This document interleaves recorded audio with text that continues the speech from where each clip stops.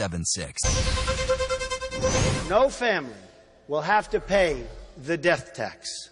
American workers have paid taxes their whole lives, and they should not be taxed again at death. It's just plain wrong. And then there's the estate tax, which Trump wants to eliminate altogether. That alone would save the Trump family $4 billion.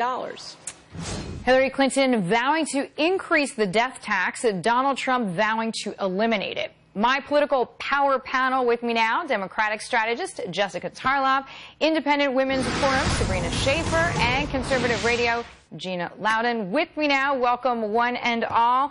Jessica, as our Democratic voice, so what is your opinion? Some people say it's not fair. You build a business, you become a millionaire, you have already paid taxes on this money. Yeah. You want to leave it to your family, and then the government is going to tax you again. I understand. In your death. In your death, yes. Well, at least you don't have to be around to watch it. No, I totally understand the concerns here, and I think that, you know, Hillary Clinton even lowering the bar for where this should kick in, I think it was at $3.5 million. It's certainly a large amount of money if you look at what the average American earns, but that's not just Wall Street money. That's a farmer in Iowa who's built a successful small business. What I would say, though, is that with Donald Trump and the way that his plan is constructed, it does seem like he was just principally concerned with helping himself and those of his ilk out. You know, kind of when you think about that they're going to save $4 billion there, and then he's also not taking into account that the Congressional Budget Office said that this is going to cost us $270 billion over 10 years.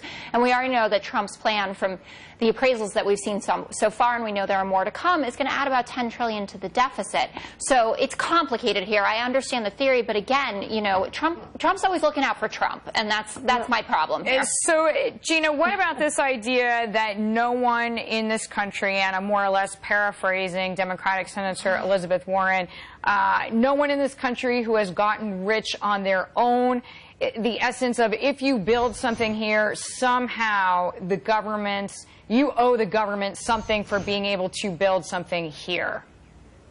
Gina, what's your take? You have to appreciate these leftists who want to turn the only real capitalist-free nation in the world into a socialist country, and so that people like them, I guess, get to be excluded. You can be rich, I guess, but just not as rich as Elizabeth Warren or Hillary Clinton or Bernie Sanders, because Bernie Sanders just bought his third mansion. Hillary Clinton was dead broke when she left the White House, and now through the Clinton Foundation, she's made about $100 million. I mean, the hypocrisy here is overwhelming, and everyone knows that not one single Wall Street fat cat is going to be hit with this death tax because they have ways to get out of it. Hillary's plan raises our debt by $1 trillion.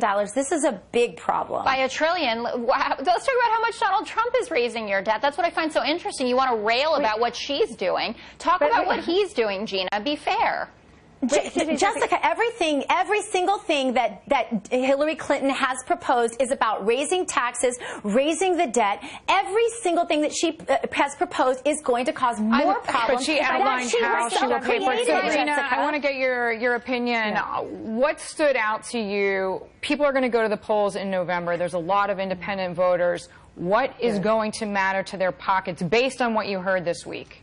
Yeah, I'm not always a huge fan of Donald Trump's, but this is one time where he was right on with his message. The fact is the estate tax affects a very small number of Americans, but people are overwhelmingly opposed to it. In fact, in 2015, Fox News did a poll, and 71% of Americans were opposed to raising the death tax. The following year, another 54% said it should not go higher. People see this as unfair, and that's what it comes down to, is perceptions of fairness and the perception that you have an equal opportunity to achieve that success that Donald Trump has reached and that many others in America have. And so this is all about not the dollars and cents so much as people figuring out, will I have an opportunity to build something? Should I be investing and saving? And will I be able to contribute to the sort of economic growth of this country? That's one thing where I think he got it correct this week. He got it right. Inspiration, motivation, capitalist system, etc. And I think simplifying the tax code for many people, they applaud that notion. Of course, that he borrowed